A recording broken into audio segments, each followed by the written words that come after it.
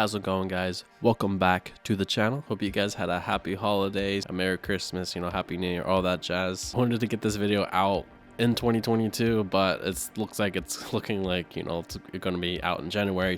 But anywho, this video, I'll be tier listing all the albums I listened to this year. Now, once we get into it, it doesn't look like that many, only because I have been kind of slacking on the albums that I wanted to listen to this year. Without further ado, let's get into it. All right, here we go.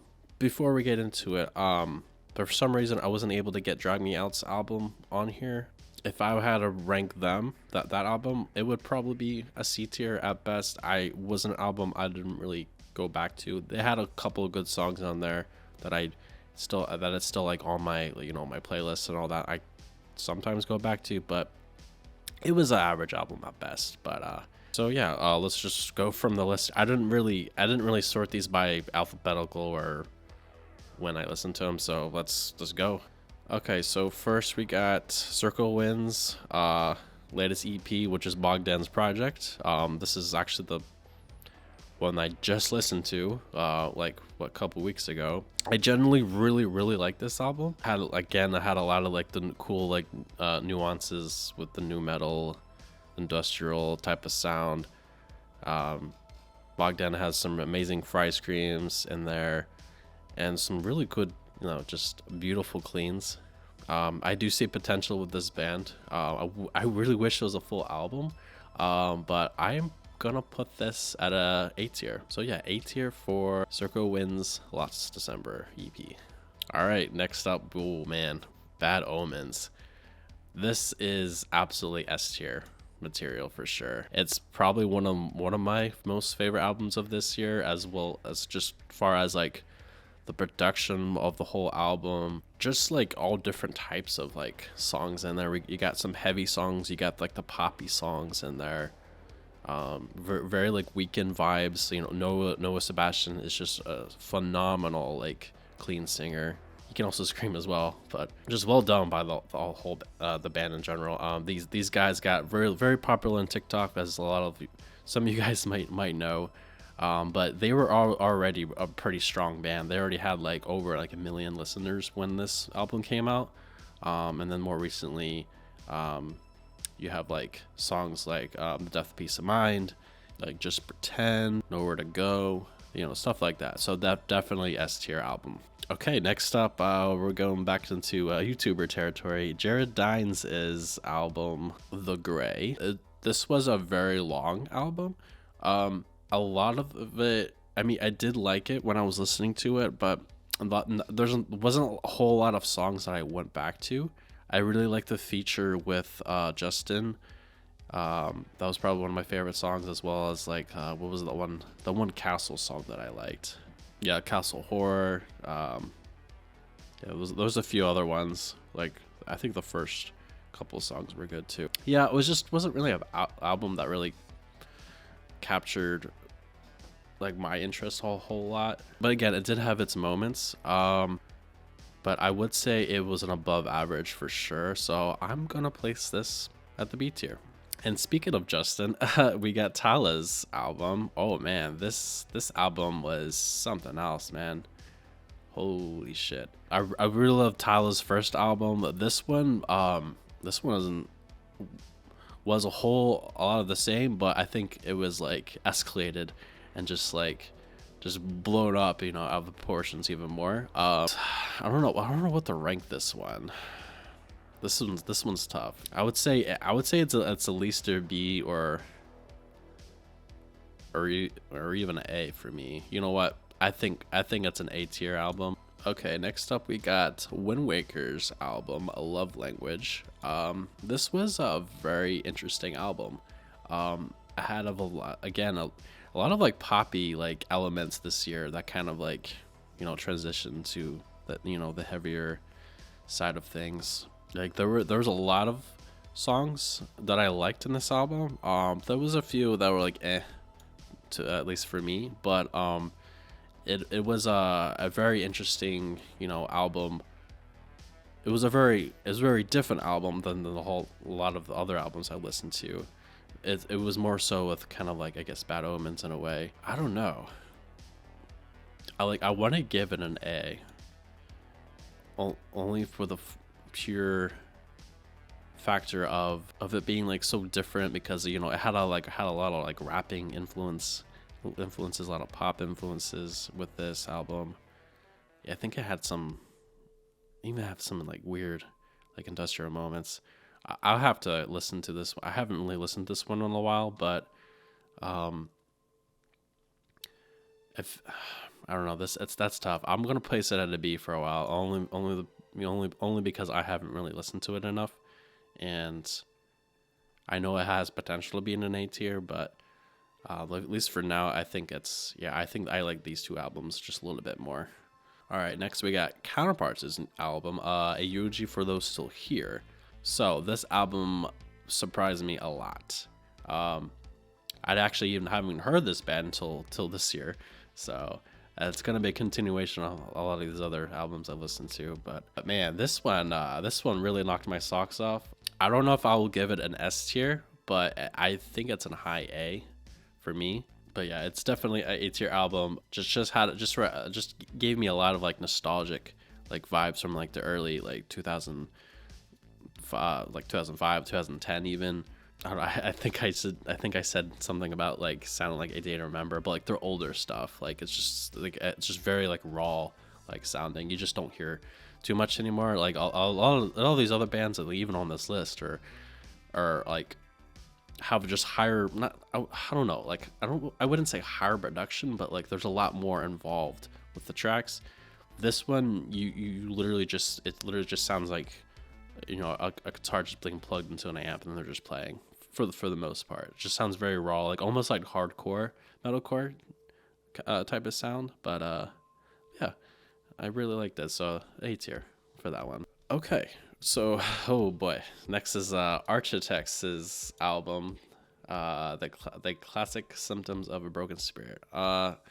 So yeah, this one I don't remember liking very much. It did have a few songs that I liked. Which ones were they? See, it's like I have to really think about it. Like Deepfake was okay. You When We're Young, Can't Go Wrong, and probably my favorite is probably A New Mortal Low Ground that had that cool like AI like lyric video and stuff. But other than that, it just didn't really do much for me. Like I didn't really want to like listen to it again. I don't know. Could this be a D tier? I don't know if I would give it a D tier. I don't think it was that bad. I've heard a lot worse. But like them being Architects, I'm not a huge fan of Architects either, so I don't know why I'm like giving them like such a bad rep. Like I think a lot of other people didn't really like this album as well. I think it was just okay. I don't think it was bad, because a D tier for me would be like almost unlistenable. I would just give it a C tier for now. It was just meh for me. Okay, all right, let's move on something that I really liked. Ocean's 8 Alaska's album Disparity. Oh baby, that's an S tier for me all day long. Just from the moment, from the opening track, and then closing out the whole album as well. Like there wasn't, I think, a track that I didn't like. Had a lot of like cool like lo-fi sounds in there. Had a couple of really heavy songs, like deathcore, like breaking songs. Just a lot of fun. I forget how, you know, fun and, you know, interesting, you know, this genre can be, or just the scene in general can be. So I'm really glad they pulled it together with that album. So yeah, Ocean's 8 Alaska's Disparity, S tier. Okay, so getting to more controversial here. Thornhill's Heroine. So this album, I had a lot of questions about when I was listening to it. I listened to this album, and which we'll get to. I listened to the Dark Pool back and forth, like back to back. I listened to Dark Pool first because I was like, oh, okay, this band's kind of cool, whatever. Because what was it? Was it Raw, or it was one of those singles that I heard before, Archangel. Yeah, I was really into that sound. So I wasn't really aware of like their other sounds, but like But yeah, we'll talk about it a little bit later. With Heroin though, it actually really grew on me. Like if you even look at my Spotify Wrapped, they were like one of my top 5 artists, and it was mostly because of this album. Because I'm really digging like the some people might call like the shoegaze like type of like metalcore, like loathcore, I guess you could call it now. But yeah, I'm really digging that kind of sound. His voice just fits so well with the sound, and I don't know, it just works. Like it just like it, especially if you're in the mood for not something too heavy. This type of sound is definitely going to be like the, I wouldn't say future, but it's going to be another spin-off of the genre. So I don't know if I'll give it S tier. Although I really want to, but I do like the Oceans and Bad Omens just a little bit more, so we'll leave that at the A tier. So next we got Moodring's album. It's also a very cool like experimental album. It had a lot of like new metal influences, like some Korn, some little bit of Slipknot in there. Also, again, like it just had like the the shoegazy, Deftones type of vibe to it. Not as much as Thornhill. But I think they already had this kind of sound even before Thornhill, actually. So, but yeah, I had a couple of songs I liked, like Disintegrate, Constrict, Red Light, Gossip. Like those first couple tracks were good. What got me into them was I think the Sync.wave song. That was a really cool track. It was definitely above average album for sure, but I don't know if I like this album better than these. So for that. And I liked it better than Architects, so we'll leave it at the B tier for now. But great band though. If anyone guys hasn't ever listened to them, it's a pretty cool upcoming band, also from Australia. So really liking the Australians. So yeah, next we got Scars for You to Remember. This was the Varials album. Yeah, so this was just a rare recommendation of my boy Spec. This was a pretty cool album.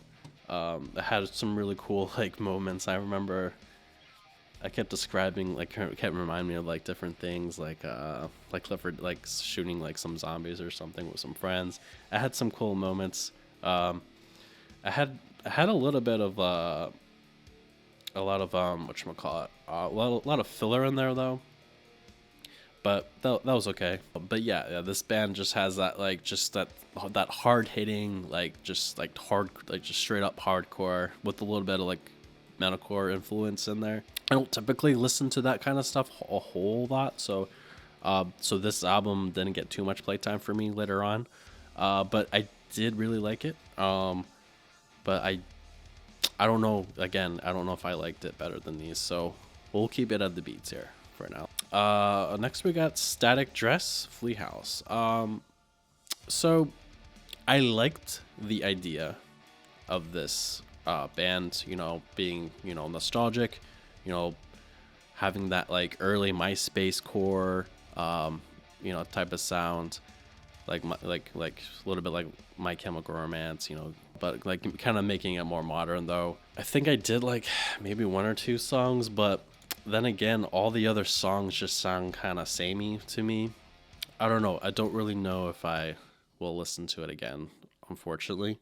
But again, I do like their whole like style, the whole look and everything of the band, and I honestly wish them the best. But it's probably gonna be a C tier for me. Yeah, if anyone loves like the the emo style like 2005 or whatever, go ahead and check it out. You probably wouldn't regret it. So okay, so the next we got Devil Wears Prada. This one's a tough one. Oh man, yeah, this album had so much like emotion to it. Like all the tracks fit very well. Even the singles fit very well with it. Even the heavy tracks, the emotional tracks, like bro, like Jeremy and fucking Mike just sang their hearts out on this album, man. Like I don't know, I want to give it an S tier, but do I like it as much as the other albums here? I don't want to give too many albums the S tier rating, you know. It's just like, but like I think it needs the S tier rating. Like, it's probably their best work they've had like since like ever. Like even the one album, what was it called, The Act, that was very controversial when that came out, but I actually really kind of liked it, like how experimental it was. But here they brought some of that weirdness back, and they also just kind of incorporate, you know, some new sounds and older sounds. So, and just made a really great, just emotional album, which really touched me at the time. So yeah, S tier for that. Okay, next we got Northlane Obsidian. So this was another album that kind of I didn't really like at first. Like maybe at first I maybe would have gave it like maybe a C or B or even a C. But as time went on, I really enjoyed it a lot. Northlane's So my favorite Northlane album of all time has to be Alien, but I think that that's almost up there with Alien for me, surprisingly. So a lot of people didn't like the EDM, like weird dance songs, I guess, but I don't know. I kind of liked it. I kind of liked how industrial and like fun and whatever's. I'm just imagining like in concerts when I will be. It'll be just like a all like EDM concert or something, which I don't know, would be kind of cool though. But I don't know. I don't know if I would give it an S tier album though. Sadly, as much as I really love Northlane, there's other albums on this list that probably has that I've listened to just a little bit more and I loved more. But yeah, I did appreciate all of the songs that they came out with this album, like starting with Clarity, you know, Clockwork, Echo Chamber, Carbonize. Oh, there's all like plenty. They're just all good songs. But shit, I don't know. I think I'm gonna leave it at an A tier for now.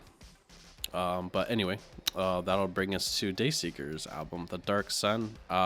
So this one unfortunately got blocked. By the way, the only albums that really got blocked and I wasn't able to like post it or anything.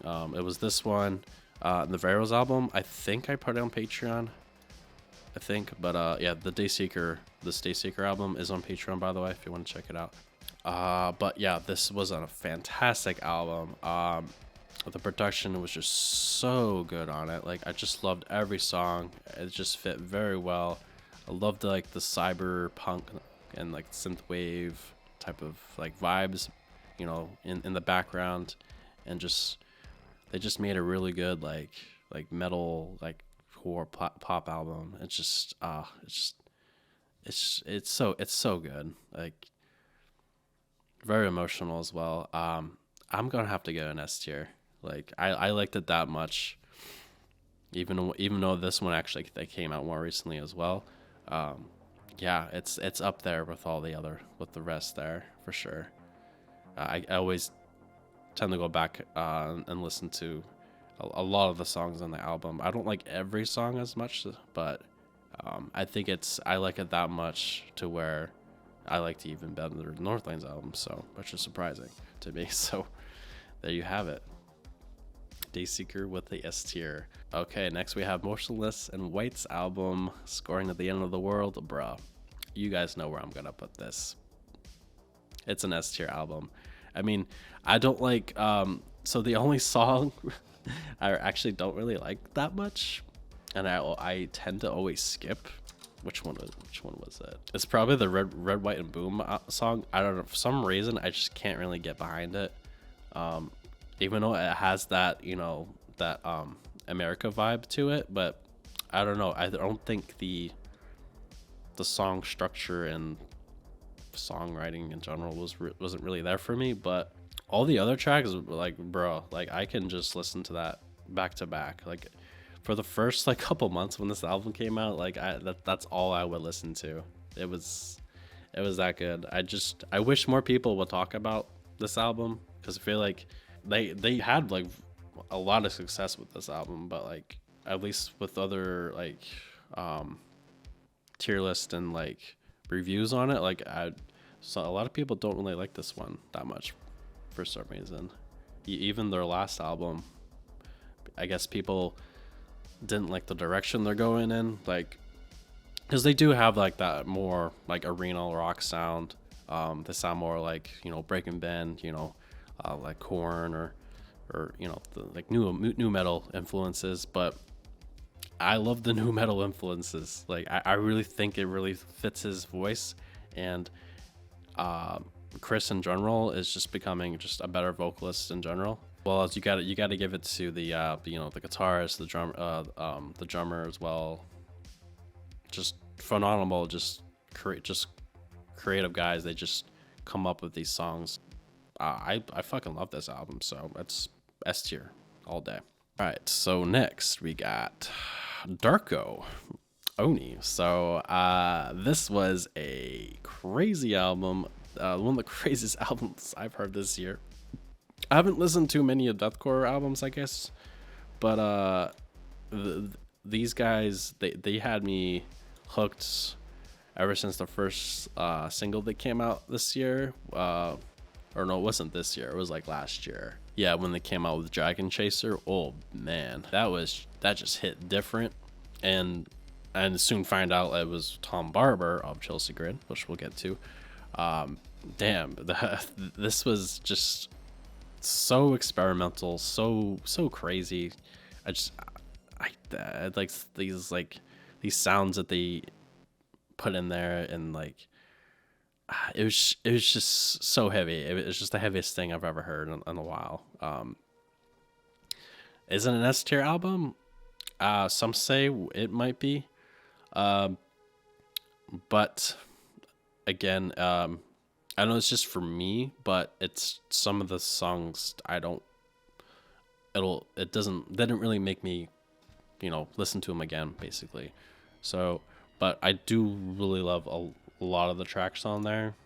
Like I listen to like Looking Glass a lot, Dragon Chaser, obviously, like Infinite Beauty, and I really loved like their slower songs too, like Come Home, and I forgot the other one was. I have to go back to that. Evolving is another one, good one too. Like there's a lot of good tracks, but if it's an album that I have to like kind of skip around, I wouldn't say it's an S tier, but you know, I could be hypocritical, so since I do sometimes with the other ones too that are in the S tier, but yeah, I think A tier is good enough because I do like those other albums just a little bit more. So, all right, next we got Chelsea Grin's album. So this is actually just part one of album that they're going to come out next year, because this was Suffer in Hell, and they're coming out with another one I think early next year, Suffer in Heaven.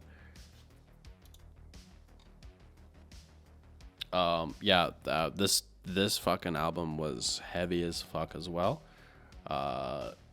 Memorable mentions definitely were, you know, the Origin of Sin, you know, Forever Bloom, Crystal Casket, insane breakdowns.